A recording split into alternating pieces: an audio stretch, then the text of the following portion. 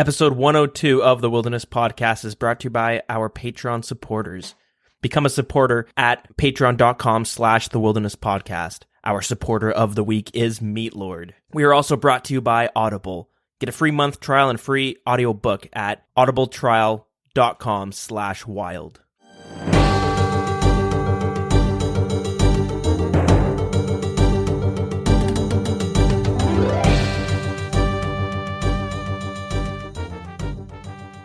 Welcome to episode 102 of the Wilderness Podcast. I am your host, Dilz, and with me, as always, is Deagin. Hey, how's it going? Quite the eventful week this one was. First things first, we have a dev blog talking about a new additional room to the player-owned house. Also included in that dev blog, an assortment of different questions pertaining to all things in-game.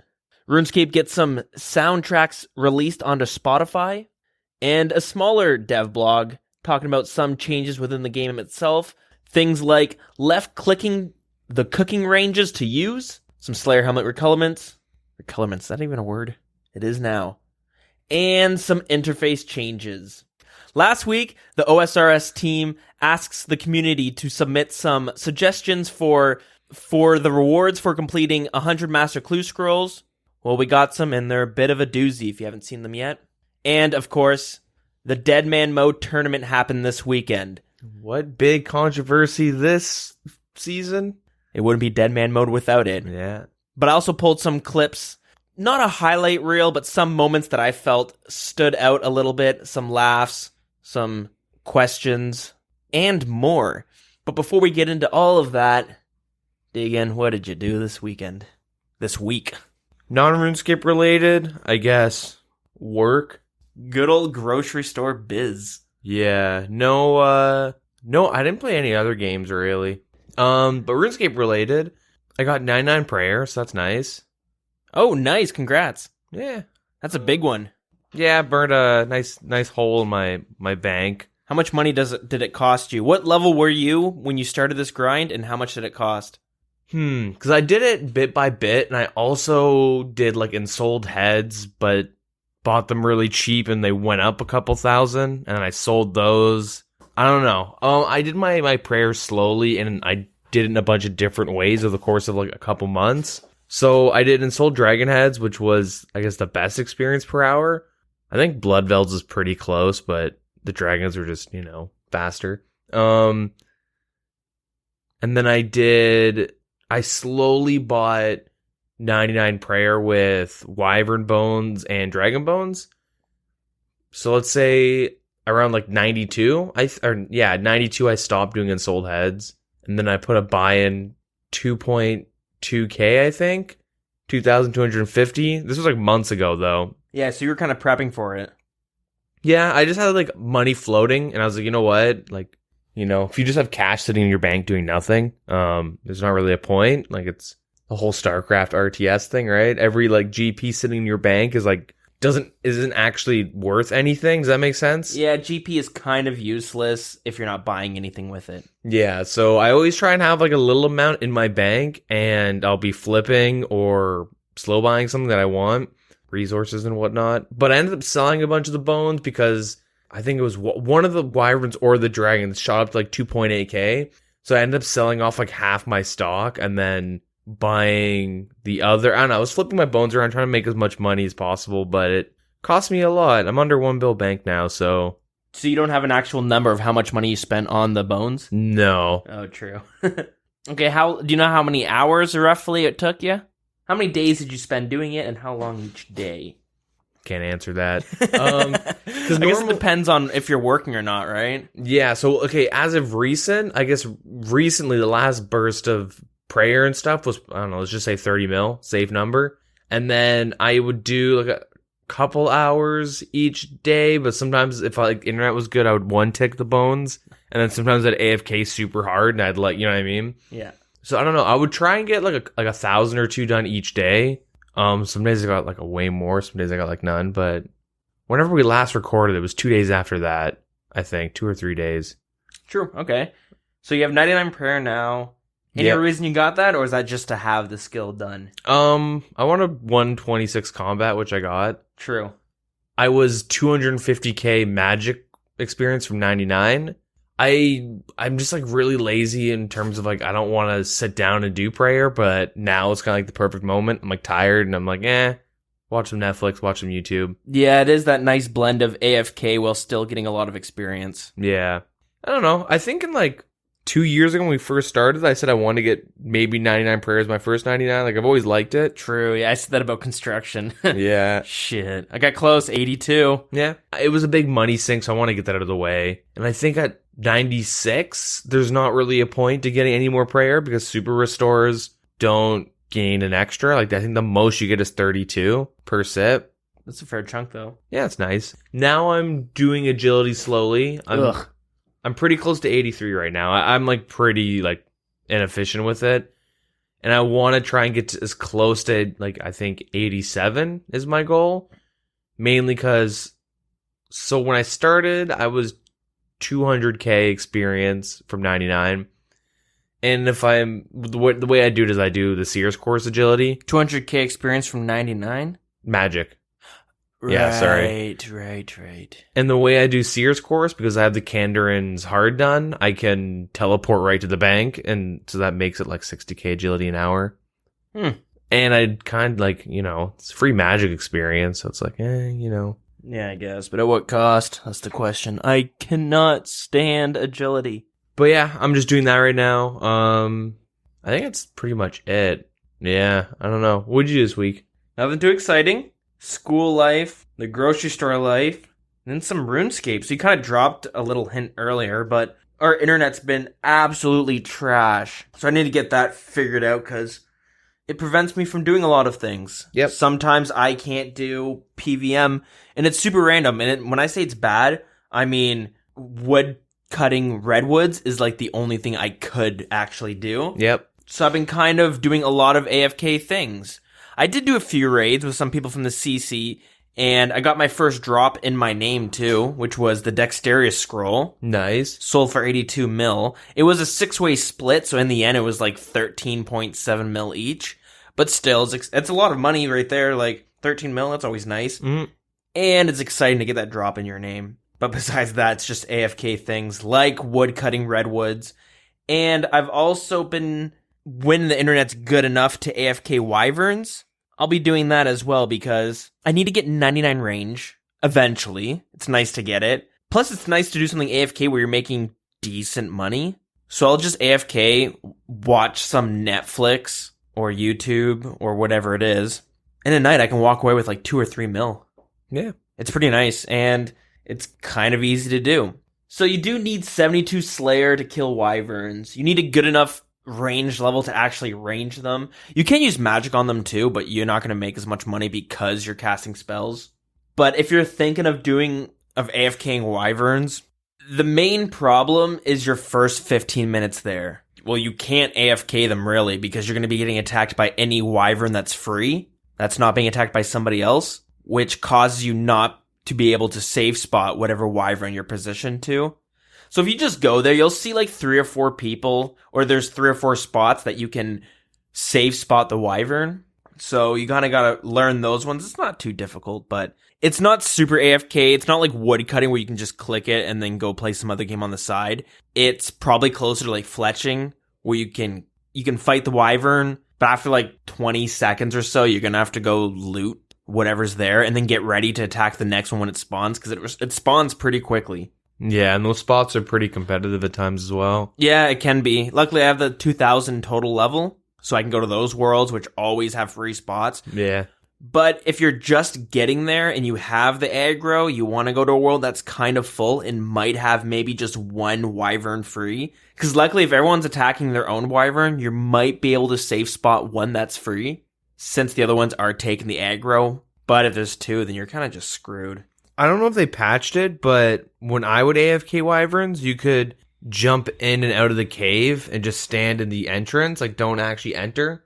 You go in, you jump out, and if you just like stand there and wait 10 minutes, you'd be okay. I don't know if they patched that though, but I used to do that years ago. Whenever I first like got into RS pretty much. Yeah, I don't know. I normally just want to kill as many as I can while, like I bring food and I bring prayer potions and stuff, just enough so that I can kill them and eat up if I'm taking too much damage. But it's not bad money. I don't know how much it is per hour. I've seen numbers like 700 to 800k. Luckily, there's a CC that if you need to buy some supplies like ranging potions or broad bolts, then you can use it to buy them. Or if you want to sell some items in your inventory, because let's say you're just full on inventory and you can't pick up certain supplies, then, or you forgot your elk runes, whatever it is. The CC called Wyvern CC is where you would go to do it. Obviously, you're going to either buy things at a marked up price or you're going to sell things at a marked down price. If you're in a pinch, it's kind of useful. Besides that, I think that's basically it. I still haven't had the opportunity to do the new quest, making friends with my arm. You know what? I kind of forgot about that quest. I'm going to do it this week. I just couldn't find it where the leg was decent enough for me to actually do it. Or if it was decent enough, I'm like, I'm going to run a few raids. But it always spiked up and down. It's frustrating. Yeah. That's my week, basically. Quick little run through. So I guess let's get right into it. All right, so I guess we'll start off with the most recent poll blog. Anyway, so the first thing that they mentioned, and we actually kind of teased in the beginning, was the Portal Nexus. Well, I wouldn't say it's the most recent. They have made some changes, but it did come out like last Monday or Tuesday. Yeah. I think I guess I'll explain what the Portal Nexus is. So the Portal Nexus is a room that would require a minimum of 72 construction and 200k gold to build. And once you do that, you'll be able to build the Portal Nexus, which is located in the center of the room. And the room has a doorway on each side of the room. Activating the Portal Nexus will open an interface with all available teleports. And these can either be clicked on, or you can use the keybinds, all that good stuff. Yeah, similar to the jewelry box where you have like A, B, C that you can use as hotkeys to actually teleport. Yeah. So if you want to actually unlock a teleport, you'll need to unlock it like how the portal chambers currently work. So you'll need runes for that particular spell, and you'll need like 1,000 casts of that spell to unlock it. That's a pretty hefty number. That's going to cost you quite a bit. Yep. Iron Man will love it. Yeah, you'll be able to set a default left-click teleport, and you can do that and you can also configure it with a right-click. If this is done in the interface with all available teleports, it would be available via a separate right-click option. Should you wish for the left-click to open a menu, you can leave this unconfigured or reconfigure it via a right-click option. So for the first tier that you need 72 construction for, you'll have a teleport limit of 4 marble blocks, and you get 2,000 construction experience. Tier 2 is 82 construction. You have 8 teleport locations, and that'll be 4 marble blocks, 2 gold leaves, and you get 2.1k construction experience. And tier 3, so this will require 92 construction. You have infinite amounts of teleport locations, and you'll need 2 magic stones, 1 gold leaf, and that's 2k construction experience. Cool. So that's an interesting idea. So if I had to guess, it's because POHs are super laggy. I think it's the laggiest part of the game. The load timer can be pretty big depending on how many rooms you have and how it's configured. Where if you're looking for a player-owned house layout, you'll see ones that focus on having the least amount of loading. And you also just get really bad FPS in comparison to every other place. The GE's bad because there's so many players, obviously. But the POH is bad because I guess there's so many different separate models you have to load all at once, and they're all on screen. True, yeah. If you're standing, once you come into your portal, you see a random kitchen with everything filled out. You know what I mean? If the rooms, the armor stands, the 30,000 portals, which is, I guess, what they want to eliminate. Also, if you want to have every portal in your POH, the layout becomes really silly. Yeah, there's no organization. Yeah, you pretty much use those gardens or the ones with the pools and stuff like that. Yeah. And you'll just make a line and then you just add teleports next. It's pretty silly. And you'd need at least 5 portal rooms to get every teleport. I use 3. A lot of people use 2. I choose the ones that I thought would be most useful. I have 1 for Ancients, 1 for the Standard, and then 1 for Lunars. So I'll have Varrock, the Great Korend, I want to say Merim, which is Apatol. The Ancients I have, I think, 1 that teleports you to the dig site, one that teleports you to Canifis, and then one that teleports you to greater demons in the wilderness. And then I have my Lunars, which does the Dagginoth, the Daggin Tooth Island, which is where the Dagginoth kings are. I have the Fishing Guild, and I have Lunar Island? I can't remember what the third one is. Yeah, see, I have Lunar Island for when I was doing Vorkath and I didn't have Fremnik Elites done. Mm-hmm. I have Canifis, because sometimes you just need to go to Canifis, and it's quick. Yeah. And then I have the Kurend. And then in my other room, I have Varrock, Falador. Well, Varrock for like the dailies and the Grand Exchange. Falador for Cerberus, pretty much. And I don't know what the last one is. Some random one that I don't really use ever. Right. Yeah, point is you're missing, like, I'm missing Lumbridge, Falador, Ardone, Camelot, right? Yeah. So it makes sense why they would bring this in, so that you could actually use some of the other ones. Yeah, save some space, save some of that lag, make it a little bit more convenient. Big gold sink. Yeah. So last week we talked about how the game, comparing to 2007, the year, versus today, the teleports and how many we had now versus then. And there's a huge difference. It was like 400 something for what we currently have, whereas back then it was like 120, 100 and something. Do you think that this is adding to the problem of having too many teleports? So I don't feel like that there's too many teleports in the game, because I think most of us don't really want to spend our time like running from place to place. Yeah. I think what the issue is that this like makes POH even more overpowered. As of right now, like the POH kind of like makes the Desert Amulet restore like the prayer altars and a Narda. Yep, that's right. Makes that like really 100% irrelevant unless you're like a low level Iron Man. Yeah. It makes teleporting like useless. It makes the quest cape useless, because the quest cape is like the closest to a fairy ring, but if you have a fairy ring in your POH, yeah, you just go there.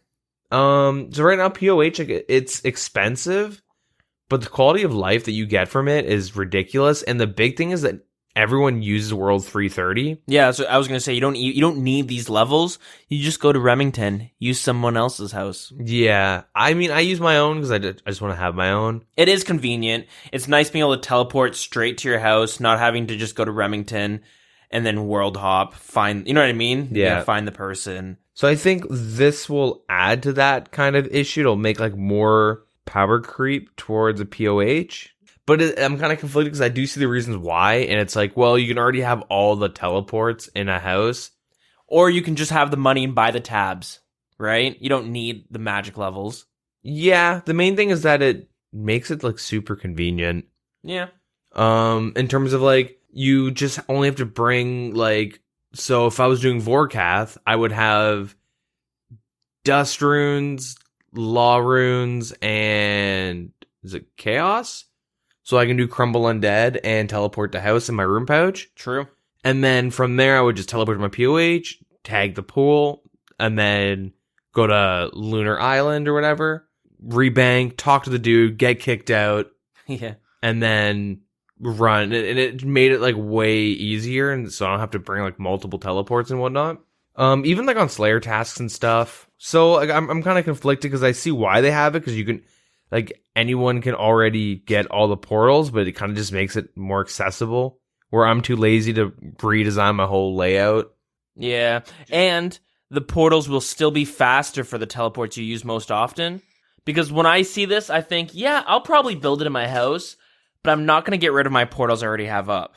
Oh, I probably will. I still like the idea of being able to do a single click to multiple areas, whether it's Varrock, Great Kurend, the Dagginoth Island, the Wilderness Teleport, Kalingar, I think it's called.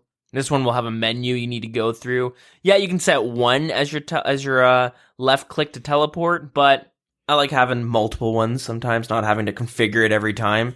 Yeah. Depending on what I'm actually doing. I don't know. So I have a lot of like eclectic imps in my bank, and I'll only bring this up because when I'm like ripping medium clues, I have to like remember to bring all these teleports and half my inventory is teleports. Yeah. And if this is enabled or like put into the game, all I need are home teleports. And I can just teleport to my POH. Yeah. Bring maybe my Master Scroll book and like the Xerix that I wear. Like it, I don't know. It's really good, but I don't know. Let's talk about the poll questions because they're It's quite a bit. yeah. And it's not all about the Portal Nexus, so no need to worry. So should the Portal Nexus, as described in the dev blog, be added to the game? The Portal Nexus is built in the Nexus Room with a POH, and it requires 72 construction. At 72 construction, the Portal Nexus is limited to 4 teleport locations. 82 is 8, and 92 is unlimited. I don't know if it's important to mention, but you do upgrade it. So you can't just build straight to level 92 construction. If you have 92, you have to go 72 to 82 to 92. So that's 8 magic blocks, 3 gold leaves. Or 8 marbles, you mean? 8 marbles, and then 2 magic stones. Yeah. You guys should, let us know what your opinion is. I'm conflicted. I'm very conflicted on this. Mainly because I'm going to have to boost. I don't really want to do that. Don't want to have to go through that again. But yeah, anyways, let's move on to the poll questions. So, if it's added to the game, should there be a hotspot that allows you to mount the Xeric Talisman? This would require 72 construction, 1 mahogany plank, a gold leaf, the talisman, and 5,000 fangs. For unlimited talisman teleports, constructing this would give you 5,000 or 500 construction experience. If the Portal Nexus is added to the game, should there be a hotspot that allows you to mount a dig site pendant? 82 construction, 1 mahogany plank, gold leaf, a curator's medallion, which can be obtained by trading the Varrock curator 250 rubies, 100 cosmic runes, 500 fire runes for the unlimited dig site pendant teleports. I feel like that one should just be added to the jewelry box. I don't know why you need to mount it I think it's quest related. That's my guess. I don't know.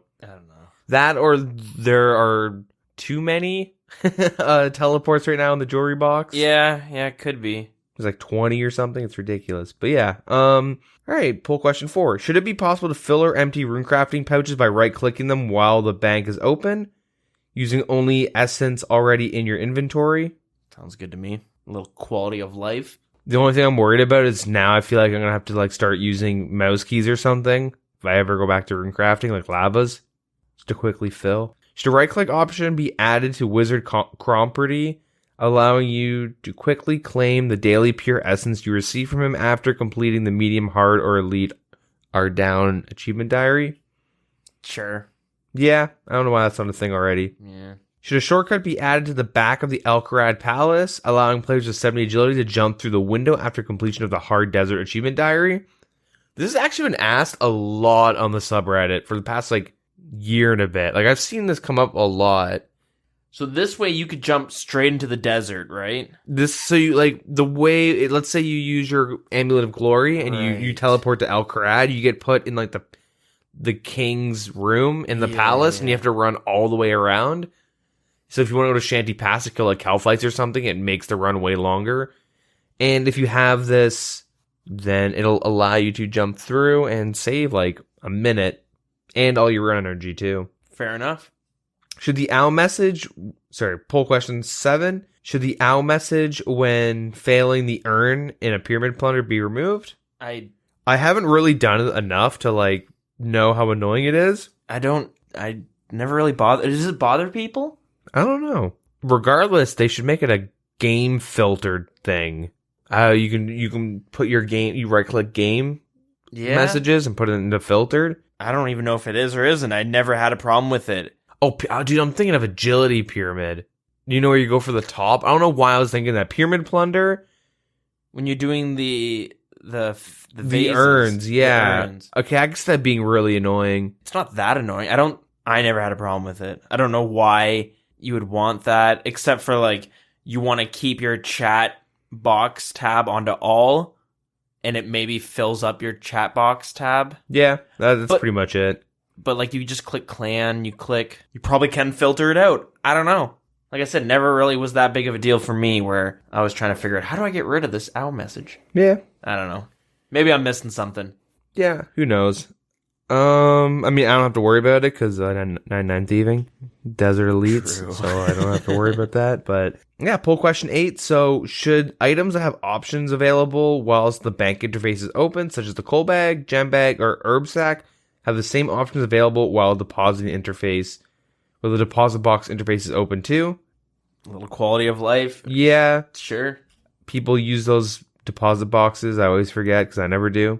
But yeah. I use it all the time when I'm like wood cutting and I don't feel... Actually, I use it a lot when I'm wood cutting because it's sometimes easier to click. I'm just afraid of like banking my equipped items. Yeah, and that then happens you're a like, lot. yeah. Should bucket packs of 100 noted buckets be added to the general stores and farming shops? I don't know. I look at that and see, sure, Benefits Iron Man? yeah, it does. It just seems like a nuisance having to obtain a bunch of buckets. What, you go to a general store and world hop a bunch? Is that how you do it right now? Probably, yeah. So I'm assuming they put this question in because there's probably bots that actually do that in free to play and then sell them for like 30, 40 GP profit. probably. I mean, when I need to buy buckets or pots or whatever it is, I fucking buy a lot.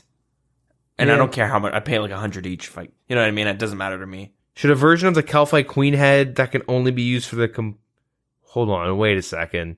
Better not be getting fucked right now because I just got my Calphite Queen head. Let's read this. Poll question 10.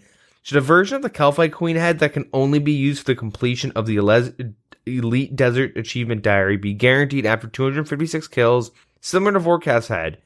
Those already above 256 kills who have not yet completed the diary would be guaranteed to receive the head on their next kill. This head can be used to unlock the Green Slayer helmet. Cannot, sorry. I was gonna say no, but I think they've added it since that you can't use it to recolor your Green Slayer helmet. So in Yeah. which case, makes more sense. When I was grinding the head, I got mine at like, 184, 186? Yeah. I have a buddy, it took him like over 1,000 kills to get his. And so the whole time in the back of my mind, I'm like, please don't be me. Please don't be me. Yeah? And then eventually I got it. And I was like, oh, nice.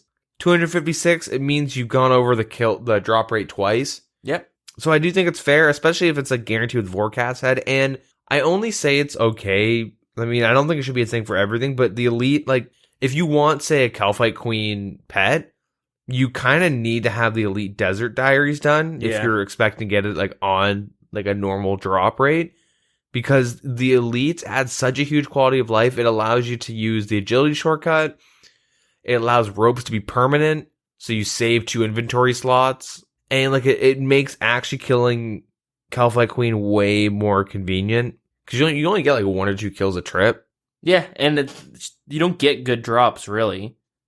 No one's there for the money. But yeah, I think that would be cool. If you could recolor your Slayer helmet with this head, I'd be more opposed to it, but since it's only for the achievement diary, 256 kills, that's quite a bit.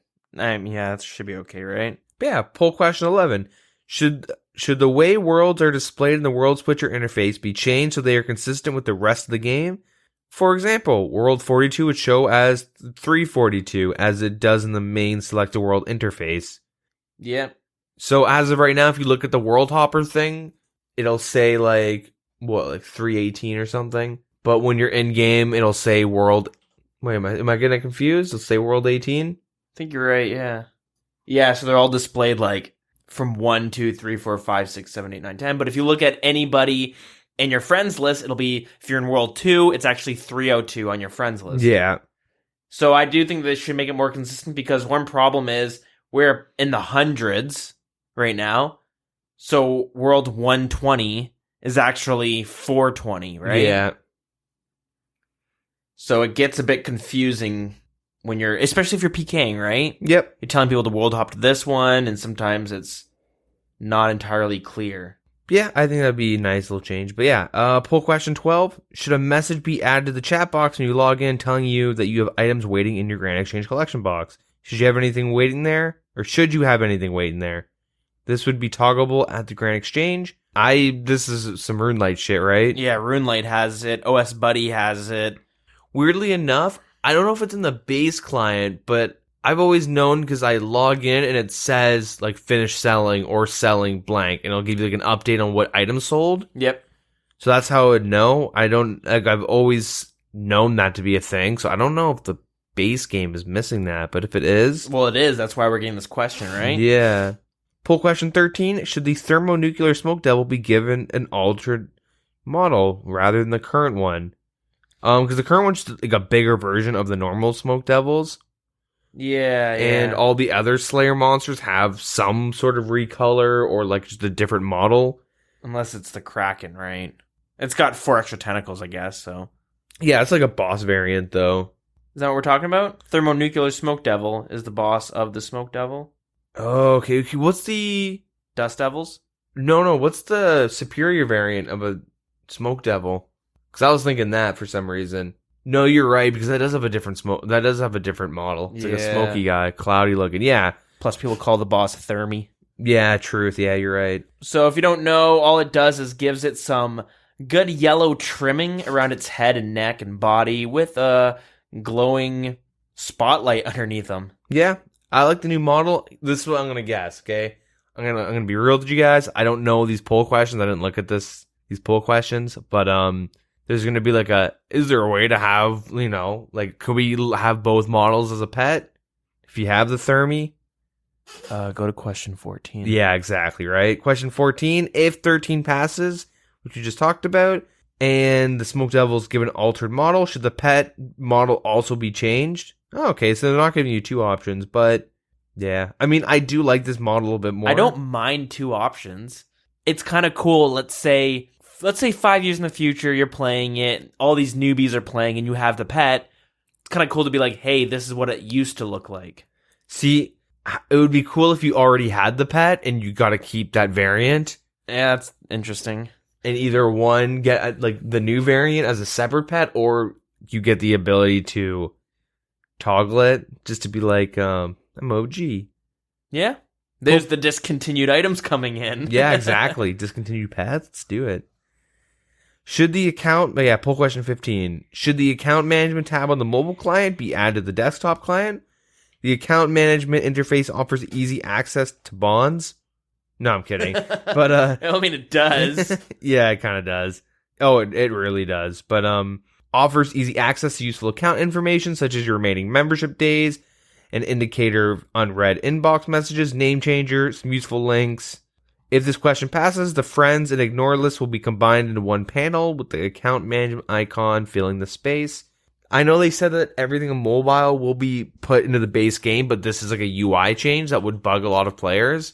So I do like how this is being pulled. Yeah, because it's hard to tell, will this mess up all of our tabs for our current interface? No, it'll pretty much remove ignored and maybe have like how like the quest tab has those 3. Combine the 3 with clan chat even. Poll question 16. Should the improved banking interface on the mobile client be added to the desktop client? If this question passes, buttons will be added to the main interface that allows you to set a default withdraw and deposit when you left click. That is huge. It's actually a disgusting quality of life to bank standing skills, farmable bosses like Zulrah and Vorkath. It is a huge improvement, but I do think I think it's okay because it's going to be in mobile. And I've talked about it in the past where I don't like the idea of I'm going to go on my mobile to string my unstrung bows for fletching or my herb lore making potions because it makes it so easy to withdraw 14 at a time. You just one click on mobile. In game, on the other hand, right click 14, which isn't that big of a deal, but if you misclick it, then you're just adding an extra couple ticks, right? Yeah. The main thing is that it's not a big deal until you're going for like a 99 and you're doing like 10,000 or 20,000 of something at a time where you're so you're buying 20,000 logs and then you're cutting them, then you're stringing them. Like that really adds up. It does, but if you're making something less tedious, is that a huge problem for the game? Is that the definition of easyscape? Should something be tedious, make it quote unquote more difficult? So it's not like banking is difficult. It's more of like RuneScape itself is tedious. Yep. Has a bunch of tedious things in it. Yeah, even like doing things like agility and stuff, people see as tedious, and it's like, oh, I don't like doing it, so we need to have this changed. And I always disagree because like that's kind of easy skate. But the main thing is that mobile has things you can't do not well. Like try training prayer to POH on mobile. I do that when I'm going to the bathroom, or I did, and it was brutal. You have to like change the options so you can left click the portal, but it brings up like a different menu, so you can you can just like tap it, go to friends, try and tap the fucking name, or you misclick and have to hit enter, and then it just works, because you don't have to click their name, by the way, if you're entering a POH that you already like, if their name is still there, you know what I mean? So let's say you're going to your favorite house hoster, you can just hit enter or hold enter, and you'll like instantly enter. Interesting. I didn't know that. Yeah, little tip. But there are things in mobile that are next impossible to do. I mean, Corvette got PK someone now. It's like, you know what I mean? Like, there are just things that like, yeah, obviously you can do things on mobile, but it's just way more annoying and stuff. Yeah, rune crafting, because you got to remember to hit the function button, which is the button that allows you to drop something on clicking it or pressing on it on mobile. So there are times where you have, you press it so you don't have to hold down to unload your rune pouches. But you need to remember to repress that function button, or else you're going to be dropping stuff later on when you're trying to fill your rune pouches. And I mean, I guess if you're listening in the past, or in the past, if you're listening in the future and they fixed this, but currently it is so fucking hard to click the right spell in the spellbook and mobile. Oh yeah, they do. They have talked about actually fixing that. Yeah, spacing some of them out. But my main thing is that they shouldn't just make playing on PC 100% better in every single aspect. I think it's kind of nice that, I'm going to be out all day and I have my phone. Maybe I'll have like an hour over the course of the whole day, or maybe like 2. Let's say you commute on the bus or something. You're very confident no one's going to pin you down and take your phone and hack you. Yep. And you're playing RS. Like, it's, okay, you know what? I'll like do some fletching or something while I'm on the bus. But like, if they just add everything that's good to the mobile client to the desktop, it gives less of a reason to actually play mobile. I think the idea of mobile is to play it when you're not able to be on your PC. I don't feel like they want people to be on their PC and either A, I'm going to save these certain activities for when I'm on my phone, or B, to hop off their PC and play on their phone because it's less, it's not as annoying. Yeah. I don't know, maybe we just think of it completely different, because I like the idea of like, okay, so what I would do is I would be at home and I would pray, I'd train prayer, and then before I go to bed, get ready for work, I would set up my account to run agility. And I like put on my graceful, get my spells, teleport to Sears, go to bed, whatever. And then on break, I would just sit there and do a couple laps as I'm chilling, like having like vaping or, smoking outside, just whatever. I think the difference there, though, is that doing agility on your PC isn't easier or harder than your phone. You just have the restrictions on your phone that make it harder. But for me, like, I have 99 cooking and fletching, 90 herb lore. I don't want to train that now for a while. Like, there's nothing, like, if I were to have those, like, available to buy, and I had, like, those bought or banked or anything, then I would definitely, like, would have done that. Like, if my next goal is, like, 99 herb lore or something, I would, like, do some of it on break, because, like, it's just, like, it's something to, you know what I mean? Because, like, I want to play on mobile. I don't want to, like, I don't know, feel like, well, like, this is really annoying to do, or this is annoying to do, but also I can do this like better on PC. Like, I don't know. Maybe it's always, but see, my problem is I have the exact opposite, where let's say I'm training fletching. What I tend to do a lot is I'll cut all of the logs on my PC because it's pretty AFK and it's easy to do, and I'm watching Netflix or something. But then to string the actual bows, because I do want to do that, I want to sell the bows back as actual bows so I turn a profit and not just break even. So what I end up doing is I have like 5,000 unstrung bows sitting in my bank for weeks sometimes. Like lately it's weeks because I don't have time to fletch them. And I don't want to do it on my computer because it's a lot more annoying than it is to do on my phone. Yeah, what's wrong with that though? Well, because I don't have all the time. I don't want to get off my PC and play it on my phone. I want to play it on my PC. So I just have these activities that I don't do because I'm waiting for that time where I'm not able to use my PC. When I work construction, it was good because I could sit down. If I got all my work done, I could sit down for like an hour sometimes and I would do fletching. But now that I have school, now that I have a job that I can't sit down for that long and play on my phone, I find I just sit there with a bunch of things. And then sometimes I just go, all right, screw it. I'm going on my phone while I watch Netflix. Yeah, I mean, like, you can always do it on this. Like, it's not like complete. Like, I think the clumsiness of mobile kind of evens out PC. And, like, the only thing is that, like, at the end of the day, I think all Jagex cares about is having players play their phone so they get the stats. And then also it, like, helps. I'm assuming if there's 30,000 people on mobile in like a perfect world, or like, let's say half the player base is on mobile or whatever, at a certain time, I'm assuming the way, because I'm not a big mobile gamer, but I'm assuming that like Google Play and the Apple Store will be like, look how popular these games are, and they get pushed up in the store. Yeah.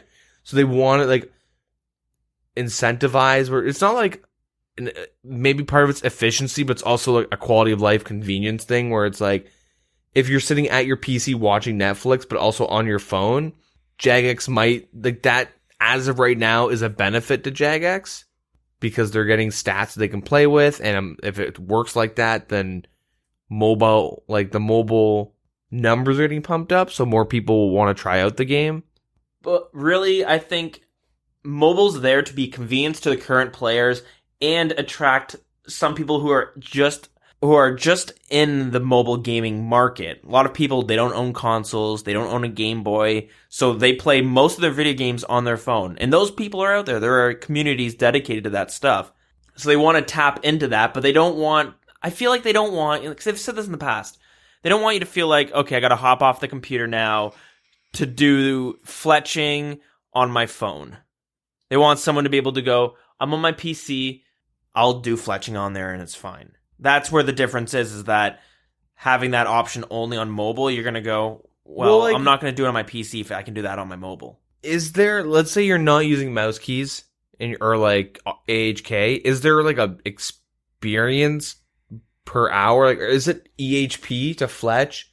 Well, I guess it's not EHP because you're fletching bows, but like, is there like, do you get more experience per hour fletching bows on mobile than on desktop? Like, is it like that big of a difference that like...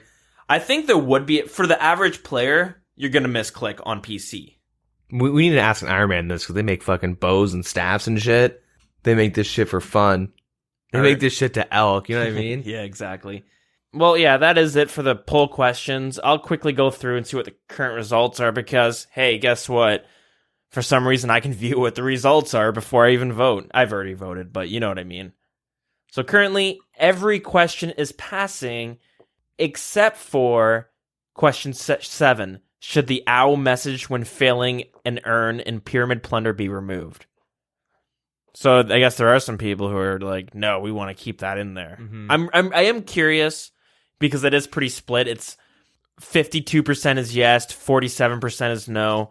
I'm curious as to the players that do want it out, why? And I'm curious as to players who don't want it out, why? It could be just like me where I think, what's the point of taking it out? Anyways, I guess we'll move on. So the next thing, I guess, is the RuneScape soundtrack release.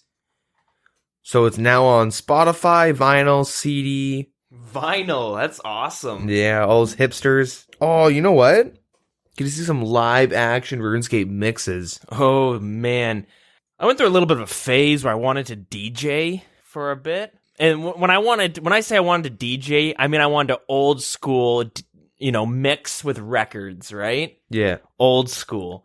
I went through a phase where I was like buying all these like EDM vinyl records. I bought like 3 of them, Deadmau5, Daft Punk, and another one, I can't remember what it was. And then so I buy those first, and then I go to a music store to see how much it would cost. Fucking like $1,000 for one turntable, but you need 2, right? Yeah. Plus a mixing board. So it's like minimum $2,000 to drop on it. And I was like, I'll get into it one day. And then lo and behold, never did. So yeah. But yeah, so yeah, I think it's been requested, for them to put on Spotify, but they kind of went above and beyond, and they released multiple avenues, I guess, to listen to their music outside of the game.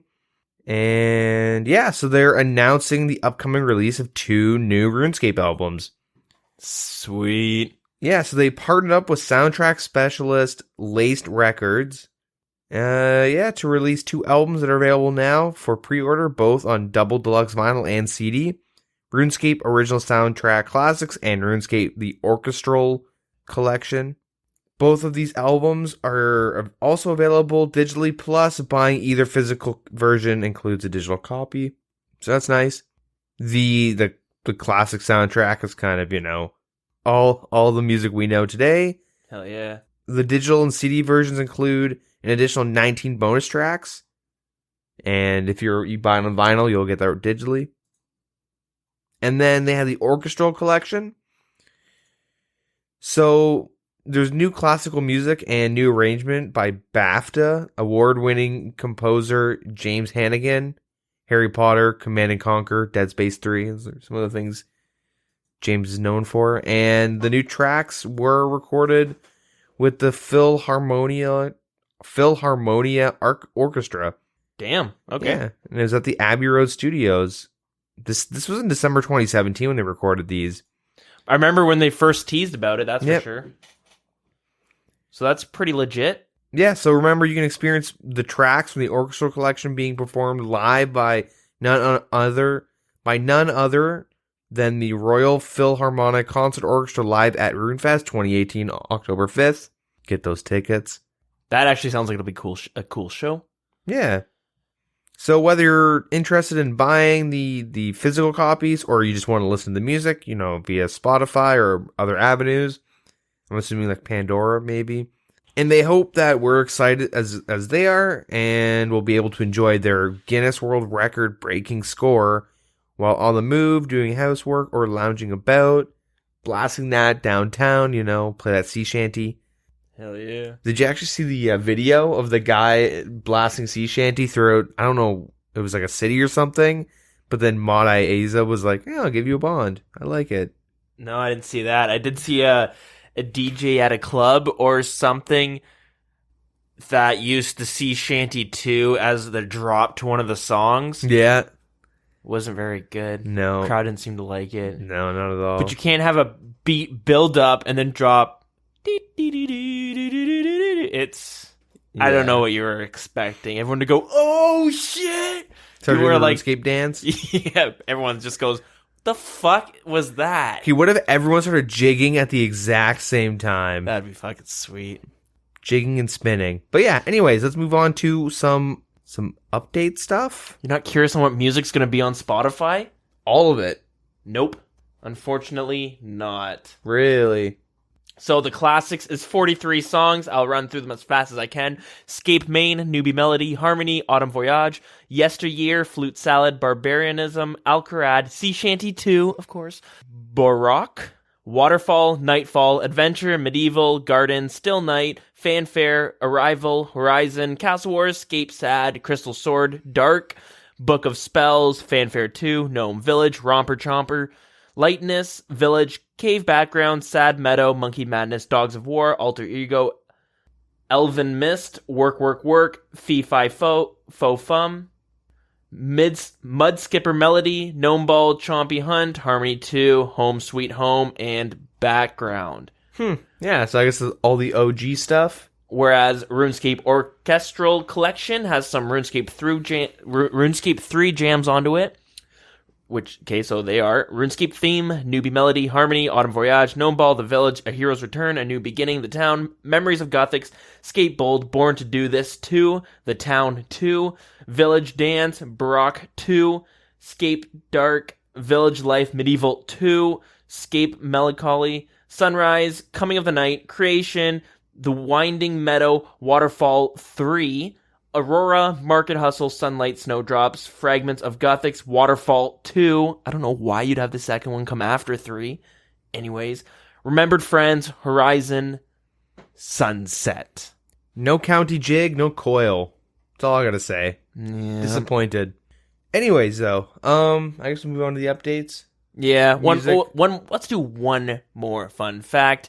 If you want to listen to the classic music, it's actually listed underneath Ian Taylor, the one who creates a large amount of the music for the game, but he's also got some of his previous work from 1986.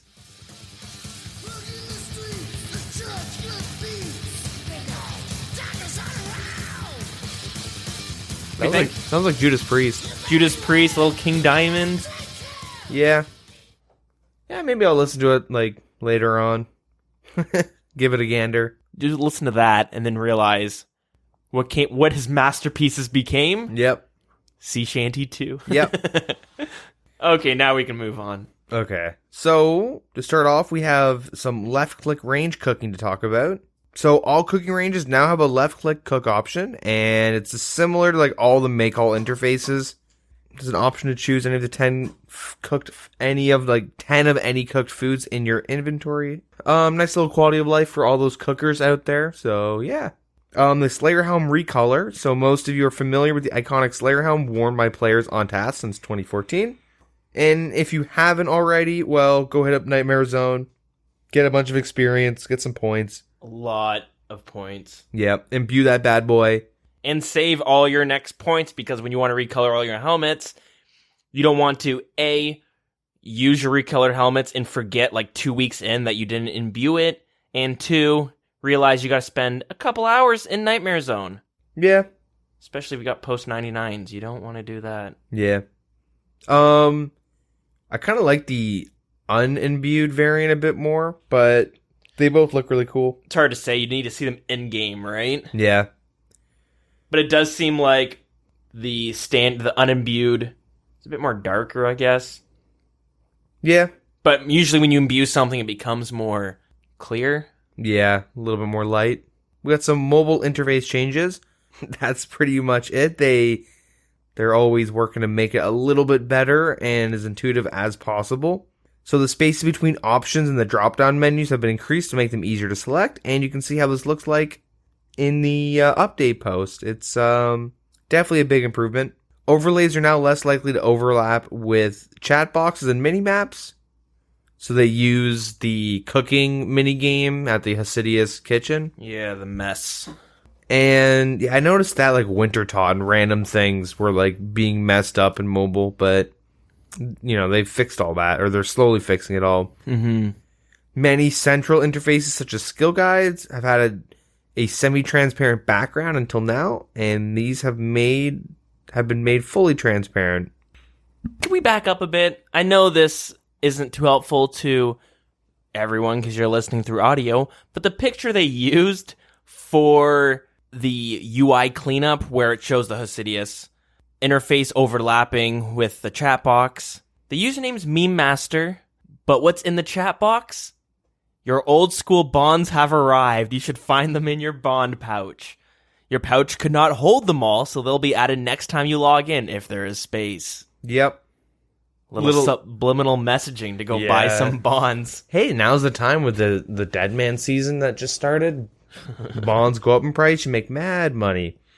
Yeah, a little transparent stuff, and additionally the attack option menu now displays upwards rather than downwards. They had a little player survey. And if you do fill out the player survey, you enter into a chance to win one of 50 $50 Amazon vouchers, where also 5 lucky participants will receive a huge 60 by 40 centimeters, which is 23.5 inches by 15.75 inches. Anyways, printed map of Gielinor. Yeah. So cool. Maybe you don't want to print it off. Maybe you don't want to go to the picture store and get a poster made yourself. You have a 1 in 5 chance to win that. They have like a little post talking about Mod Kyrene and his work on the range update. And like the coding and just like the time and his whole experience about like doing it. Quite a long read, and it's probably really boring to listen to. So if you want to go check it out, I would probably go to the update and read it. It's kind of interesting if you're into like programming and whatnot. If you're not, it just looks like nothing. Yeah, they show like some snippets. Transmit equals yes. Param equals cooking _ product _ cooked _ meat. Yeah, they show the parameters and some like if casings or if cases. I don't know. It's been a while since I've done anything programming related. But point is, if you're not into programming, it looked super messy beforehand, whereas now it's nice and more neat. It's just spaced out more and organized, whereas the other one was just gobbledygook put together. yeah. Anyways, though, I guess in other news, have fixed clipping issues that are always in the game. Yeah. Some rendering issues. There was a flag in the Varrock Museum that was missing until now. Okay. DFS and ward special attack cooldown can no longer be skipped by relogging, which I didn't know was a thing. All right. You can no longer eat the enchanted symbol from Mage Arena 2, which I never thought of. Oh, okay. Don't know why you're doing that in the wilderness, but whatever. Players may now be able to climb over the rubble beside the Bone Guardian in Anakara's Lament, providing the Guardian has been slayed. All right.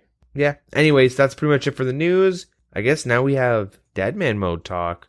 Well, before we do get into Deadman mode, because it is a big one, let's just quickly talk. So we're the community chatter part of it, which covers everything that's not in dev blogs, basically. So since Deadman mode is going to be a big topic to talk about, we'll quickly touch on the one non-Deadman mode related thing, which is last week they asked players to submit reward suggestions for clue scrolls after completing 100 master clues, and they decided to show us the 3 that got submitted properly. Originally, they talked about releasing a poll for us to vote on which one we liked. You could also vote on none of them, in which they would wait for more suggestions and do it all over again. Well, if you're unaware, the 3 suggestions that they came out with, pretty bad. So I'll do my best to explain it. Suggestion A was A casket for a head? Yeah. Pretty much? Yeah, the chest, rewards chest head that would have your face peeking out of it. It's as bad as it sounds. It doesn't look super fun. It looks shit. dumb. On par with the Easter reward that was a football suit. I would say worse because this doesn't. It won't even look. It won't look so ridiculous. You go, oh my god, that is hilarious. It would be like, who? What? The model looks really sloppy. It's gonna clip through everything. It's just kind of there. It doesn't look good at all. Suggestion B is a oversized magnifying glass that you equipped. And option C is 2 magnifying glass goggles, which kind of look like frying pans with your eyes being an egg inside the frying pan. Yeah. It looks pretty bad. Not very good suggestions. Now, tons of people have posted, look at all these great suggestions on Reddit. Well, Mod Aiza came and said, none of those players submitted it properly, which was to send them an email detailing certain things, I guess. Whereas these 3 are the ones that did, but they look so bad. Yeah, so I think either one, those are the only 3 that were done properly, or they all kind of sat around during their tab time or whatever. I guess they don't have that anymore. On their weekend, they were at a bar, and they're like, that's a good meme. Yo, so you guys don't put that in? That would be a funny meme. Let's put that one in. Oh, that's a good meme. And they just if they had one of these in as a suggestion and then 2 really nice ones that weren't super memey, it gives you an option oh, I want goofy shit. Now it's we have to pick between 3 goofy things. Not even goofy, poorly. The reason they're goofy is because they're so poorly done, right? Yeah. They have kind of backtracked a bit and said they're going to take some more designs before pulling these 3. Yeah. Because they know it's not going to pass. And if they do pass for whatever reason, we're all going to regret it in a month. Yeah. Yeah, more on that in the future. Anyways, now we can move on to our Deadman mode discussion. Deadman mode happened this weekend. Quick question for the few who might not know what Deadman mode is. Sorry, quick explanation to the few that might not know what Deadman mode is. It's a type of game mode they released a while ago where everywhere is a PvP zone and you can kill anyone. Does not matter what level you are. If you kill someone, you get access to their bank where you get the 10 best items. But on top of that, experience rates are accelerated, so it's like 10 times experience. There's other restrictions, and we do go into them each season when they bring new ones out, but in a nutshell, that's what it is. You play that for a month, couple months, they seem to be changing it. Then you have the top 2,000 players with the highest total level. They get to do it all over again for a week. At the end of that week, whatever stats and whatever gear you have, that's what you're going into the tournament with. Then they have the well, they used to call it the final hour where it lasted an hour, but now it takes 2 to 3 hours. But basically, you fight it out. If you die, you're permanently kicked off the server, and you basically battle it out till a certain time hits where gas gets released, where you're going to take damage over time, unless you go to the 2 designated final areas. When you're there, you will fight it out until there is, 64 players on each final area? I think so. That or 128. Yeah, it's 128 or... I think it's 64. Yeah. Once you hit that number, the rest of the players on both final areas will get teleported to a new area of the map where you will now then have 1v1 battles until there is one person remaining. And that one person wins the big prize. Yeah, $32,000 in total given out amongst all winners. First place gets $20,000. So there's a lot at stake. And on top of that, it brings in a lot of viewers and it's great advertising. Usually people argue, because there's always a controversy of some sorts that happens, something goes wrong. People will come out and argue, hey, use that $32,000 and pay for a new dev. Or a couple, you know what I mean? Hire more people onto the dev team. When really, they're not using that money just to have this event. That money is only to be used for marketing the game. And they find that doing these events is a very good way at marketing the game and advertising it, which I can see why. I can agree. Yeah. It hits the top 5 on the Twitch channels when it goes on, depending what else is being displayed. Fortunately, this tournament, they were competing with a Call of Duty tournament and a League of Legends tournament, if I'm not mistaken. I think so, yeah. Yeah, so those games, they have the possibility to pull more players or more viewers. Anyways, the stream does tend to have at least 40,000 people onto one stream, right? Not at least, but it has probably around 40,000 players on the main stream. But then you have Bodhi's stream, who's another very highly rated streamer amongst a ton of other streamers that do Deadman mode, and they pull thousands of viewers. I want to say during like the first season, Deadman mode had like 40,000 and Bodhi had like 50,000. Yeah. So that gives you an idea of like certain power streamers, I guess. It's like the same thing like with like Tekken 7, if you guys are in like any fighting games. Tekken 7 will like have a tournament going, and then there's this one guy, this one streamer named Eris, or like Avoiding the Puddle. It would be like if Jagex were like, Bodhi, restream our stream, just like have a stream of you watching it, and just tell them to like follow us and shit. Like, it's kind of the same deal, because like similar, you know what I mean? It's pulling the same numbers as like the tournament itself. Yeah, it's because I guess they're two different viewing experiences. Yeah. One, you're watching the whole tournament as a whole, where you get access. There's commentators. It's a whole event, right? So you have a crowd that you get to listen in on. They have this new heat map that they've introduced, which has this tabletop screen that shows you the map of the area, and it has like the heat sensors. Just where all the players are. Kind of shows you. It's a heat map, yeah, so you can see where players are actually concentrated in. So you get that, whereas Bodhi's stream or another streamer's stream, you get to watch that from his perspective, so you get to see one player going around, you know, fighting other players, seeing how that one person is actually going to do in the tournament, whereas the main event one, they're bouncing around between different fights, different people, so you do miss some things. You might not see action from certain people's perspectives. I'm sure tons of people are watching both simultaneously. Mm-hmm. So I did pull some clips that were highlights from my viewing experience, I guess. Parts of it were funny. Parts of it, you know, makes you ask questions, I suppose, and might lead into further discussion.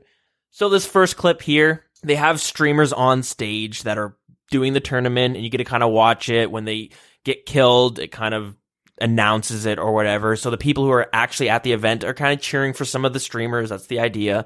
The people on stage. One of them was Kemp Q, and I thought this was a funny moment.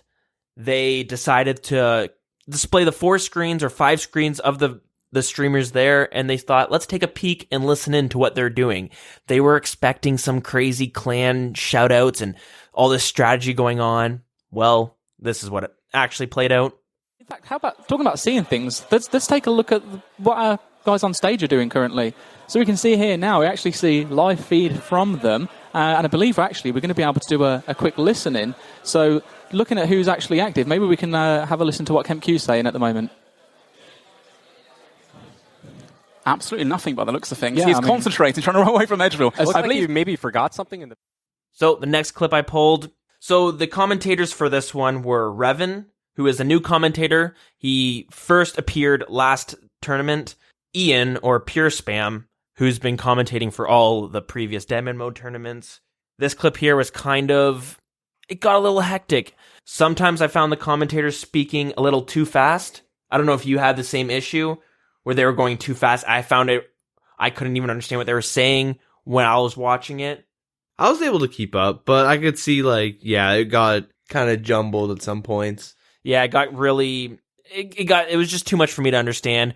Plus, one streamer would go, and then the second streamer would instantly go off. So I pulled a clip for that, just so you can get an idea of, at some points, maybe they were a bit nervous. Revan was one of them. It is his second tournament shoutcasting, so it's understandable that, you have a little bit of anxiety of 40,000 people watching, right? Mm-hmm. You do want to make it intense, and you want to announce as many things as possible. So it gets kind of tough. But anyways, I'll run that clip. The northeast as well. This client is going to get caught out. You see from the west, barrages and chins being thrown, as well as from the south, the group to the northeast, they're just getting mopped. You see the damage output towards the northern side of GZO as well, towards the northeastern corner. So much damage being outputted. In this situation, you don't really know what to pray. You see all the chins being thrown at you. You're like, okay, I want to pray range, and then the barrages come in, keep you cemented in place as bodies starting to drop left and right.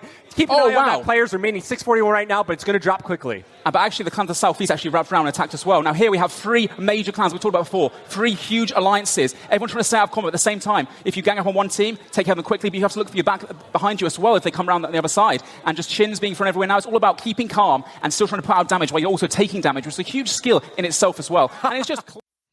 Third clip I pulled, another one that kind of made me chuckle. Just the way he pronounces bruise at one point. Kind of sounds like a robot being powered down. Yeah. For some bruise me to pick up. Meanwhile, Kemp Q, he's down to final 4 bruise. The next clip here is Curtis, or MMORPG, in the final area where players are getting killed until there is enough in that area to get teleported to the 1v1s.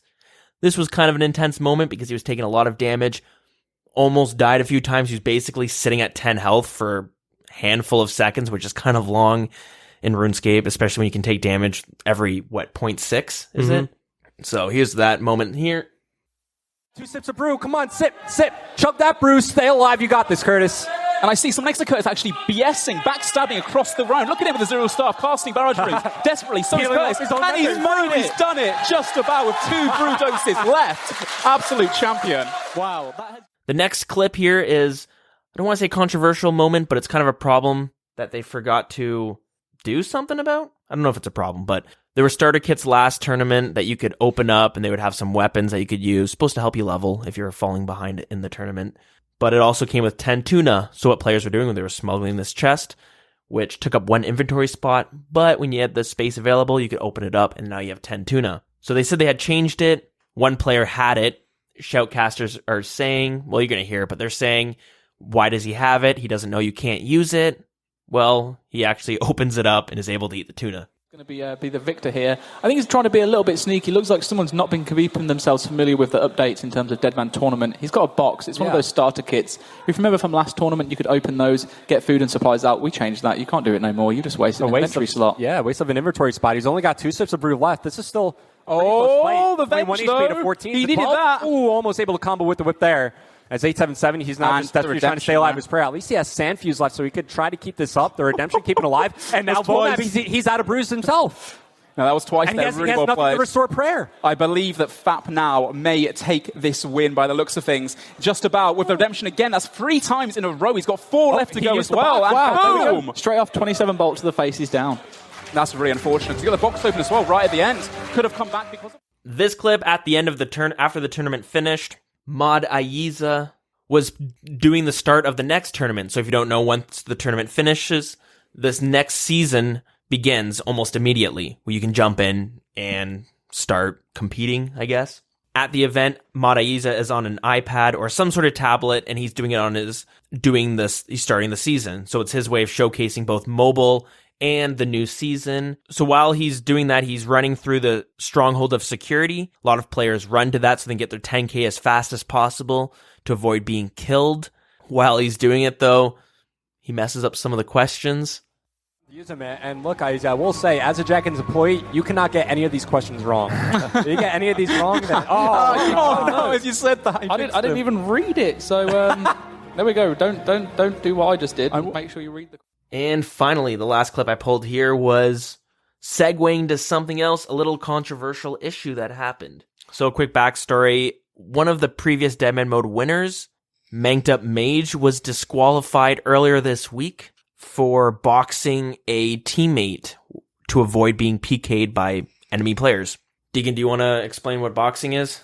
So boxing is when you and another player, or like you and another account, pretty much collude to attack each other so no one else can hit you. Yeah, there's a bit of a buffer zone when you're attacked by someone to prevent being PJ'd. Yeah, or player jerked. You'll do that. You'll get your buddy, or maybe you have an alt account. You hit each other. People will use this as escapes, but it's called boxing because you're not trying to kill each other. You have prey melee up, whatever. You're exploiting a mechanic in the game. Yeah. Pretty much it, though. I don't know if I'm missing anything, but yeah, it's pretty straightforward. You just hit someone, and now they have like a 8-second immunity to taking damage. It's only in Deadman mode. There is like something similar, that like some sort of PJ timer, similar in like Bounty Hunter worlds and whatnot, but... So how this happened, he's in Slayer Tower, killing some sort of Slayer monster for an item, presumably. He gets attacked by a team, he starts running away. He's able to get a bit of a gap, where he then uses a spell on a teammate that gives him enough time to teleport away. Because in Deadman mode, you can't teleport instantly, you gotta wait 10 seconds to teleport. This makes it harder to get away if you're being attacked. So after doing that, he was streaming, so it was very public. Jagex decided to disqualify him from that account because it is against the rules. Well, near the end of the tournament, this happens. Now, I have a little bit of information. I'm going to keep this one just a little bit quiet. I'm not going to fully divulge in all of the details. You can't tease us like that. You can't tease us like that. Yeah. When we get to the end, you'll realise why. But I'm just going to say that there is a particular participant that is still alive that has won a previous Deadman tournament. That no one is aware has been playing. That is all I'm going to say. I'm looking forward to seeing what comes of it. Hopefully, we can see them go through to the next round. And as you can probably guess, that secret player was Manked Up Mage, but he was on another account. Because he has an alt account. Many players, when they're trying to qualify for the finals, they'll bring a couple accounts. This is kind of the controversial issue that happened this season. He didn't win. We'll announce the actual winner once we're done talking about this. A lot of people were asking, why was he allowed to compete on a second account? So Jagex clearly knew he was competing on a second account. I guess the question really is, did that deserve a complete ban on all accounts? Or is it fair to just ban him on that main account that he was boxing on? So the main thing is I'm not sure if it was an account ban or like a player ban, and they've done both of those on people before. For instance, there have been people that have been banned from a seasonal tournament for boxing. Not like, so an account ban would be like that specific account is banned, and if you have another one, go for it. But player ban is kind of just like you yourself, you're going to get banned, from the tournament. There have been people that have boxed and been player banned where all their alts get banned. But I don't know if this was the case for Manked Up Mage. Didn't seem to be, because it's not like he snuck in. They seem to be pretty aware of it. They're kind of like happy about it. I think that's the main thing, is the attitude. They kind of thought it was really cool that he snuck back in. They thought it was a big twist. Yeah, twist. Yeah. If it was a confirmed account ban, then they can't do anything. But if it's a player ban, then like obviously that's problematic. But I think the biggest thing is that they are inconsistent on how they're banning for people boxing. And it doesn't sound like a big deal, but if it's like day 5 of a 7-day tournament and you get killed by like a clan or something, and you're, say, someone manked up mage who's, who has won before, it can easily ruin your tournament, and it sets you pretty far behind because you lose a lot of high value items. Usually when these people die, like, they rely on clans to re-gear them. Yep. The weird thing is, I'll go off like for just a quick second. There is another person. I think he's like the leader of, is it Lit? I don't know. But his name's Deadbotting, and he has been player banned, and they've even made statements saying he's banned from all tournaments. But he has played in every single tournament. It is probably a hard one to catch, right? Maybe, but what are you gonna do? IP ban them? Then VPNs? I don't know. You could track, unless he's like buying or making new accounts and bonding them just like for, like, he has to put in way more effort to not get caught than Jagex does have to catch him. Yeah. But the main thing is, like, they're very inconsistent on actually banning players. They kind of just assume that, like, hey, don't play. And then they're like, okay, thanks, Mr. Jagex. And, like, that's kind of it. But obviously they're going to try and sneak back in. That, like, Deadbotting guy had 8 accounts in one season, and he was pissed that he got banned on all of them. His is different. He was DDoSing and, like, leaking personal information and doing a bunch of shady stuff as well. But for Manked Up Mage, like, it's kind of weird because regardless, like, there is a bias from the Jagex staff because he's played on stage. He knows all the employees. He's met them all. Right, yeah. He won a tournament. Yeah. On stage. Yeah. So, yeah, it's kind of hard to say, like, unless, obviously, if it's an account ban, okay, well, he should be able to play, but also, hey, be more consistent. And if it's a player ban, hey, Jagex, be consistent. Yeah. Now, they do say in the rules about boxing that each case will be it's dealt on a case-by-case issue. Yeah, which I think is pretty dumb. So here's where it's controversial, obviously, right? So on one hand, if he's banned on one account, should be allowed on the other account. It's hard to say. Obviously, getting killed is not as bad as having your main account banned. But the main reason he got caught was because he was streaming it, right? So if he hadn't been streaming it, would he have been able to get away with it? It's possible, right? Yeah, maybe. One of the main reasons that people notice was because he's a streamer and he's, more noticeable than an average player. You don't always know when somebody gets punished for boxing. It's not always as public as this, right? It is a tough one. Yeah, regardless. I mean, he died. I don't think he won any money, so... No. I mean, one of the big issues is that he made it to the final 1v1s. Yeah, he took somebody's spot. Anyways, not to take the attention away from the actual winner. So the person who came first place was Sapierbolt. Sapierbolt. Some German name or something?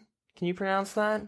Nah, I'm not even going to try. Okay. Well, congratulations to the winner of this Deadman Mode tournament, Sapierbolt. Finish?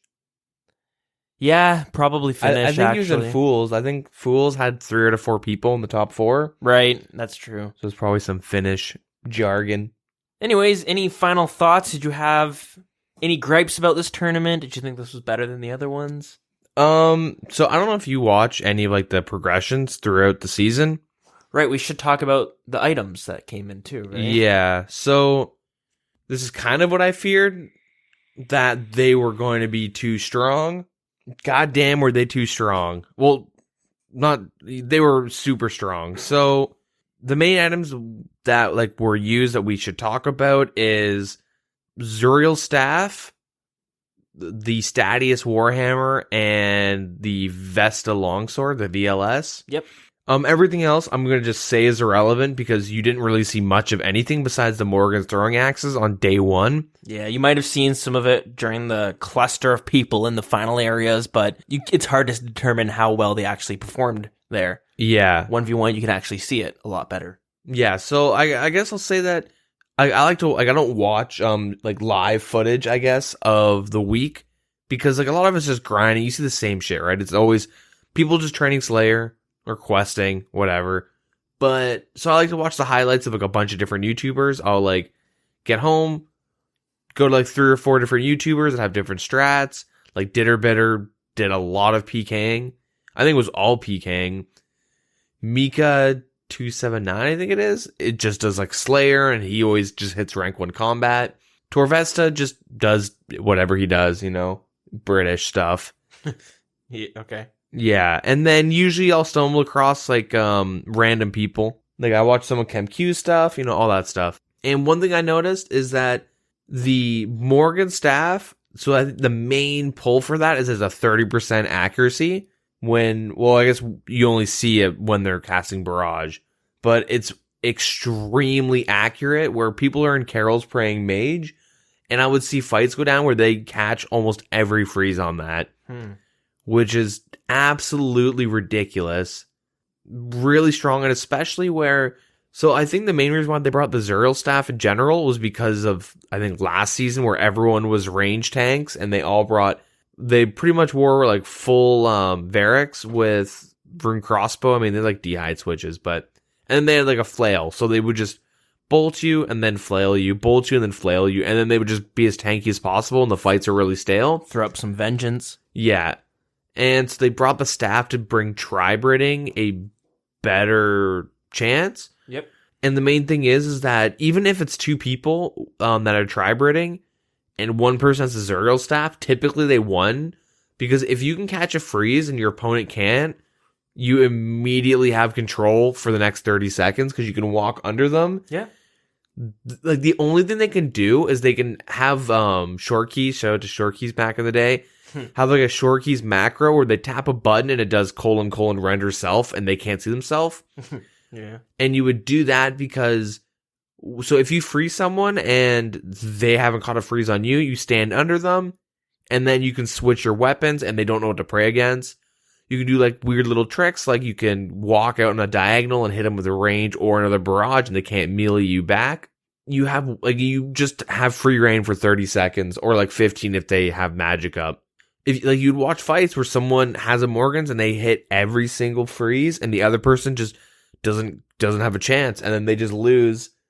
And it wasn't really skill based. It was just like this guy had a better staff. Yeah, okay. So that's my issue with the Morgans. I think it's way too accurate. You mean Zuriels. That's what I meant. Sorry if I'm saying Morgans. Yeah, I mean Zuriel. Also, like just consistently hitting like 32s and 34s with it. It was, I don't know. It's pretty powerful. So you say it's too powerful because they are very powerful, but do you say it's very powerful in a bad way? Yeah. So the main thing is that RuneScape's super RNG. When you're going into a fight unmatched and you just have to sit there and hope that they don't hit a freeze before you do, but they almost always did. I can see it being very frustrating to be in that position where you have full carols and you're praying magic and they're praying melee and you splash on them, which is okay, it's bad RNG, but then they hit you. And I saw a fight that happened like 3 or 4 times, and the dude was like defending, he had the right prayers up, he was doing everything like as well as he could, but he just slowly just got beat out because he had like no control over the fight, where it's just him reacting to like a guy standing under him and peeking him. The main reason why it's too strong is because of the next item I'll talk. Well, okay, I'll just say Statius.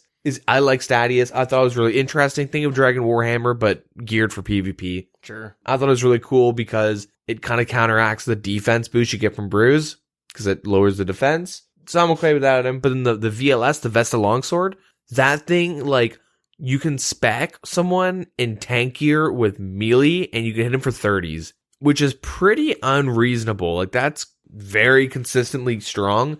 The main thing with the VLS, which is weird, because they took out Varix, but when you spec, it goes through the opponent's defense, and it hits hard. Like, you can drop 50s and stuff when they don't have prayers, and it's super accurate. It's better than the Grazi Rapier by a good chunk. Well, a huge chunk, actually. It's more accurate, does way more damage, and if you combine that, if someone has a VLS and the Morgan, or the Zuriel staff, which most people did, and I'll go into why that was a thing, it made it kind of lame to watch, because you would see bad or shittier opponents beat someone that was clearly better than them, but they're just hitting them through prayer and tank armor non-stop, and it's kind of annoying. That, and also if you watch like the Ditterbitter, like used it almost every day in the the tournament leading up to the final hour, and super strong. I am kind of the opposite. I did like the addition of these new weapons. The armors, I don't recall seeing any of them in the 1v1s. Nope. But the weapons, I can understand why they want to bring it, because most of the time in the seasons, it just becomes a endurance fight. Whoever runs out of food first, you're probably going to die. Now, that still kind of happened in this tournament here. I mean, there was a big 56 KO or something like that I saw. Yeah, there was some actual moments where somebody got KO'd, which those are the cool and exciting moments I've found. I prefer to watch that than just, this guy's out of food first, he's dead. I like watching the tides of the fights go, and I guess that does add, like, the chance to come back, which you'd see some, like, really cool comebacks and stuff. It was cool, and there was a lot more PKing going down during the actual week itself. It wasn't just a grind fest. Well, it was, but, you know, not as much. I felt either, one, the items are too strong, or two, what I feared, and people just cheese the fuck out of getting the items, which I knew this was going to happen. So the way you get these items is that any monster in the wilderness has a chance to drop them. The higher the level, the better the chance. But what you'd see is every single green dragon was camped non-stop by like alts, like 24/7. They're all being camped because they drop double the bones and they have a decent chance to drop these items. You'd see clans locking down Ankus and stuff, which was cool, but there's people killing like level 2 rats and stuff. Like people were killing everything everywhere. And Sure.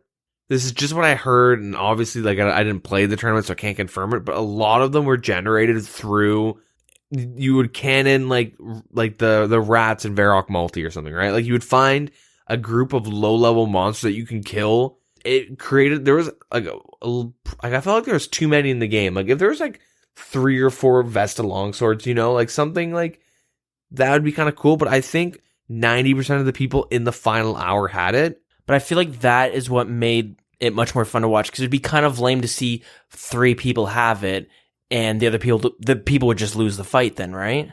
But since a lot of people had it in the 1v1s, you saw it, fights go back and forth, big hits on both sides. Let me say that again. Let me rephrase that. Everyone who was in a good clan that was like highly ranked and like a good PKer had one, because they got given 1 or 2 if they died by a clanmate. If you're a solo player, you didn't have one, and it put you at a huge disadvantage. Yeah, but let's just look at it from a viewer's perspective of watching the Twitch tournament, right? The Deadman mode tournament.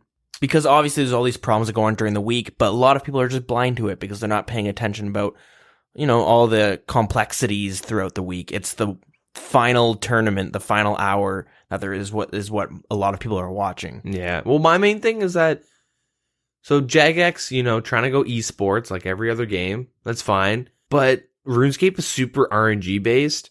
RNG in like an esports viewing, like competitive, like you know, you watch like a Hearthstone tournament and you're like, okay, this is kind of interesting. And then someone top decks that one time where they pull out one card they need and you're like, oh, that's fucking sweet. But if you're playing, you know, RuneScape and everything is like that top deck, like that super high variance, super RNG where like this guy catches a freeze that he should not have hit and then he stands under him and then he messes up and does a Vesta Longsword spec on melee prayer, but then hits a 30. And also that freeze hit like a high 20. And like that dude got hit for 50, even though he made the right play. And you would see that happen a lot. And like maybe I'm biased, but that like bugged me a lot. You would see someone who was like doing everything right, and you're like, he's probably gonna lose this. Fair enough. I guess everyone's different, you know what I mean? Because I was watching it, felt the opposite. I got excited about the big hits. It made it more exciting to watch, where it's not about who's gonna run out of food. It's you're watching to see who's gonna get KO'd. So I mean, I guess I like to watch the marathons of like I like watching the slow drip or the slow burn. I don't like how gas is in it. I like watching 5-6 minute fights, so maybe I'm just different. I like to watch them like slowly bleed out and like, because there's always that like, oh, is he gonna start blood barraging now? Like, dude, fucking go for it, man. You know what I mean? Yeah, try and heal up, but yeah, I don't know. Maybe I'm just like different like that. Maybe I'm just, my viewing experience is different. So with the new weapons, you found that previous tournaments were better? Before, like, well, that's the thing. Every final hour, there's always something. Like 2 finals ago, where there was the one guy who won brought full Verax and did the tank method, but everyone else was tri-breeding. I really liked that one.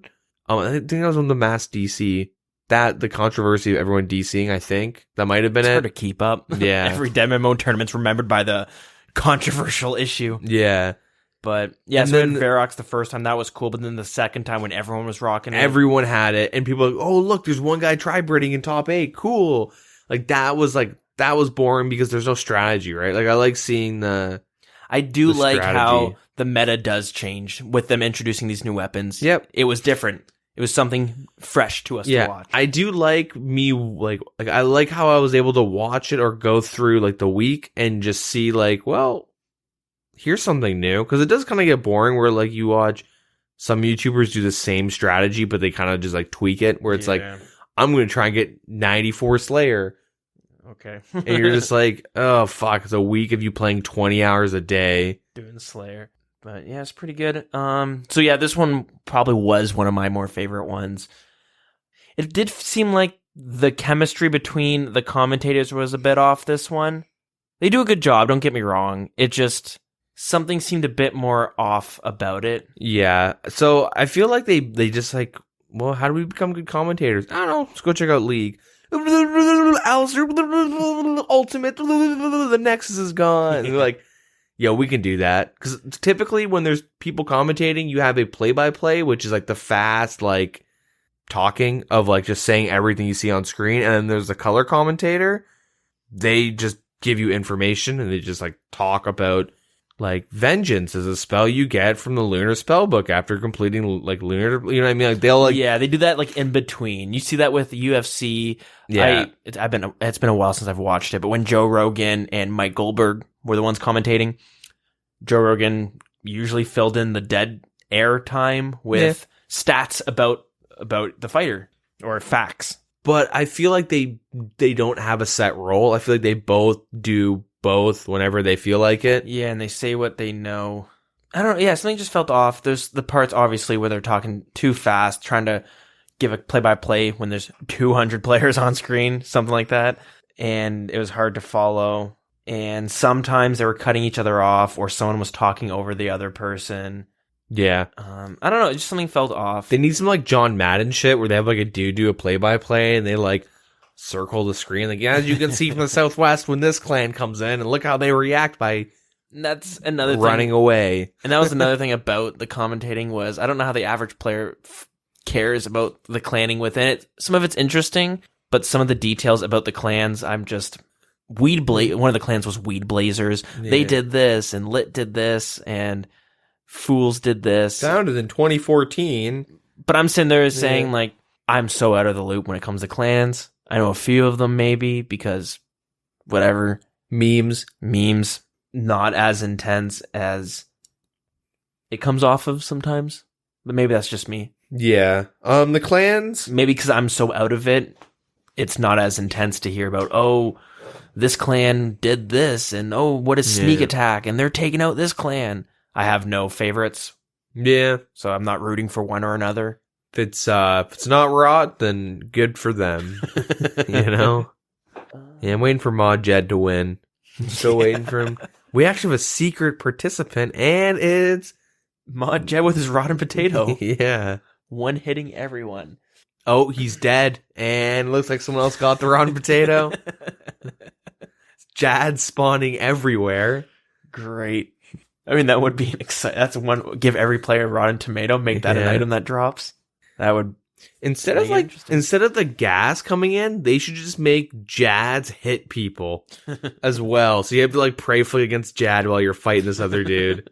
I think that'd be pretty good. But you don't know which Jad's targeting who. Yeah. You gotta get lizardmen shamans shooting the blobs. You know what they should do when it's the two groups meeting up? It should just do the Ohm pairing effect where you get a circle and it's run to this person. You see everyone swapping for 50s trying to get to each other. That would make things interesting. But that's basically the Deadman mode discussion. I don't think we're missing anything. Yeah, I think we covered it all. It was a good tournament. I did enjoy it. Unfortunately, I had to watch it after it was done because I was stuck at work. Yeah, I got home sat down, loaded it up, and it's and we're in for the 1v1s now. And I'm perfect. This is what I kind of care about. I don't like the clans running in circles, chinning each other. I do kind of enjoy that. It's kind of fun to watch. It's different dynamics, and then it leads into the 1v1s. It's you get a little bit of everything, don't you? Yeah. Alrighty, though. After the Deadman Mode tournament, we see 88,000 players concurrently logged in on Old School RuneScape. Is that a new record high? Maybe? I don't know. think so. How many alts, though? Let me just burn that. How many alts? How many bots? Let me just burn that down. But no, that's good.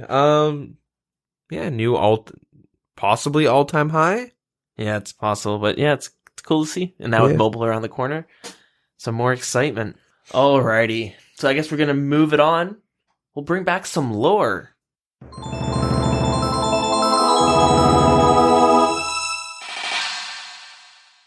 During our last lore discussion, we were on the topic of the bosses of Old School RuneScape. The last boss we talked about was General Grador from the God Wars dungeon. This week, we will be talking about Kirill Tsutaroth. Kirill was a commander for the Zamorakian armies during the God Wars. Before Kirill was a commander, he was a member of the Tsutaroth tribe.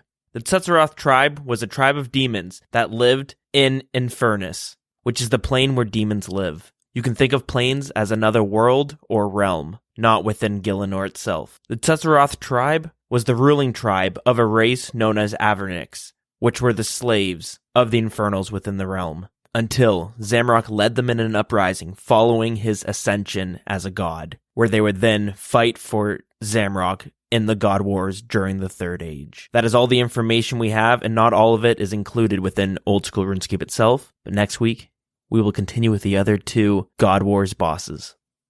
Alright, now time for our Grand Exchange, a visit to the Grand Exchange. Mm-hmm. So now we get to talk to you guys about Audible, real briefly. If you like podcasts, you might enjoy audiobooks. You get plenty of hours. Deagin's talking in the past how his is 50 hours? 44, yeah. 44, mine's like 30 or 40. But they're pretty good, and if you don't have time to actually read a book, it might be a great way to substitute reading a book with listening to one. And a lot of them do a really good job.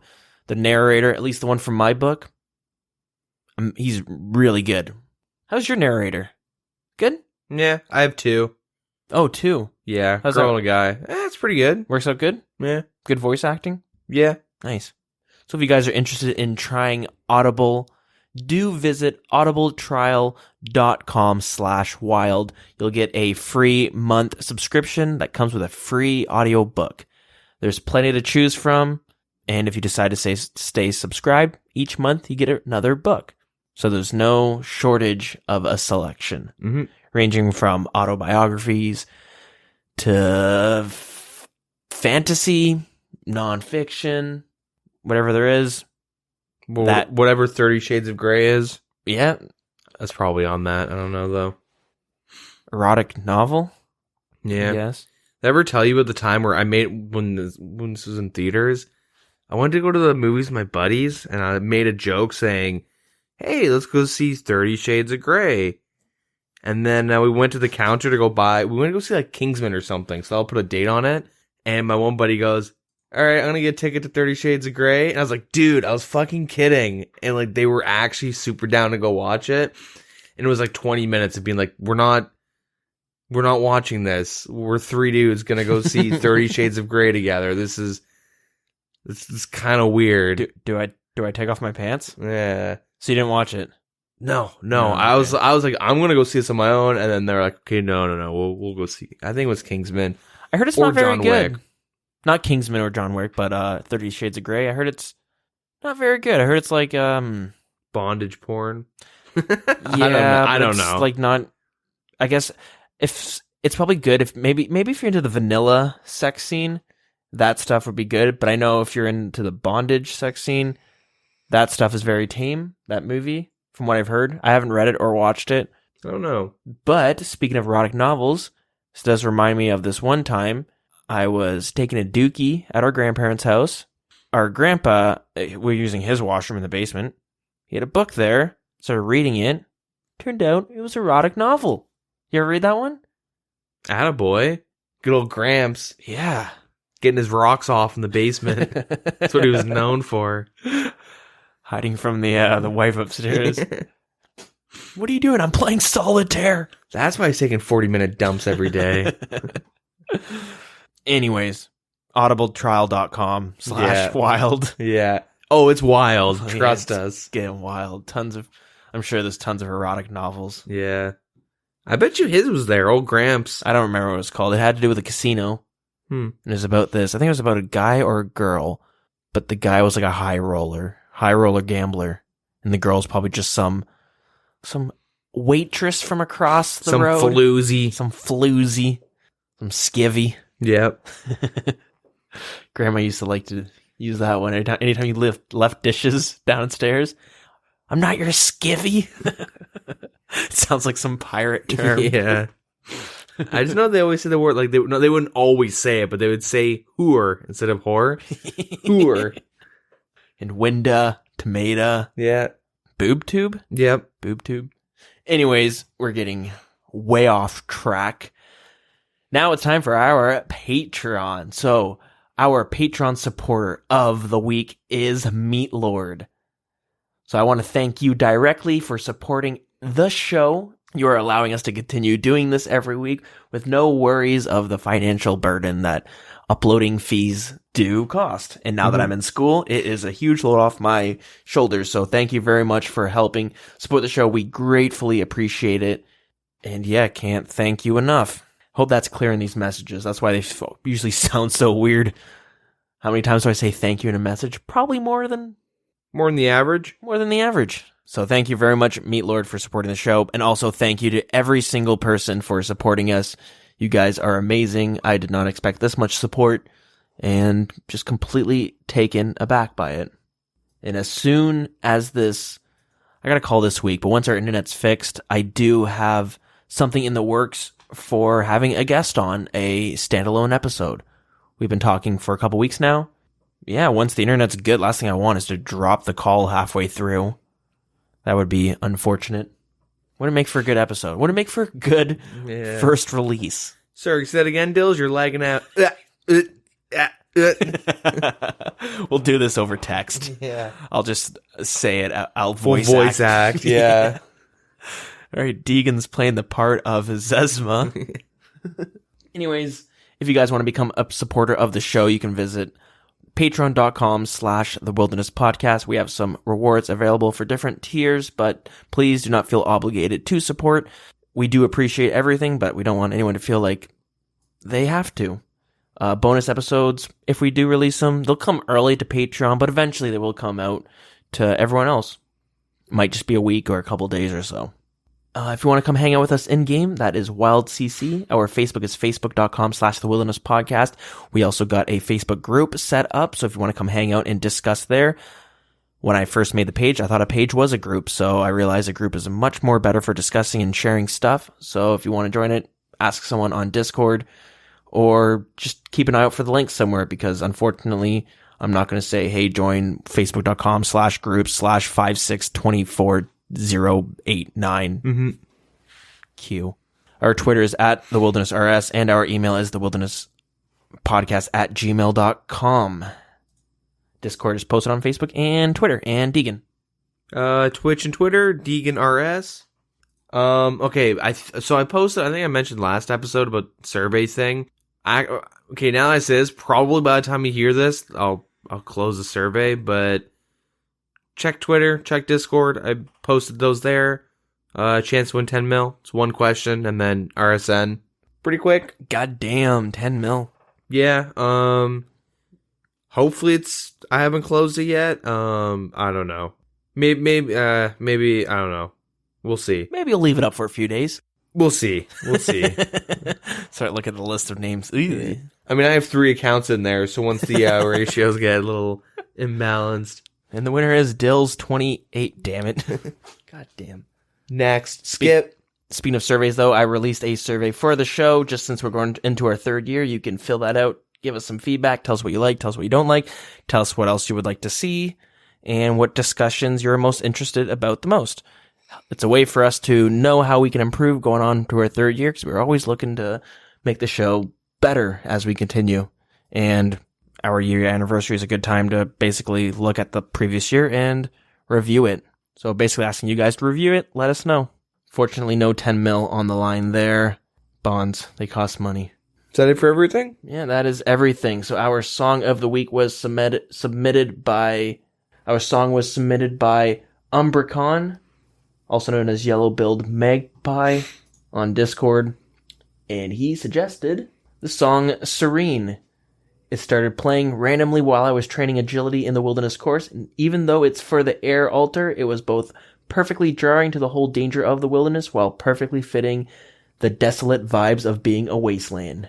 So, as he mentioned, the song is unlocked at the air altar. The song Serene is composed by Ian Taylor. Thank you so much for listening, everybody, and I hope you enjoyed. Catch us next week for the next episode. Yeah, have a good one. All right, take care.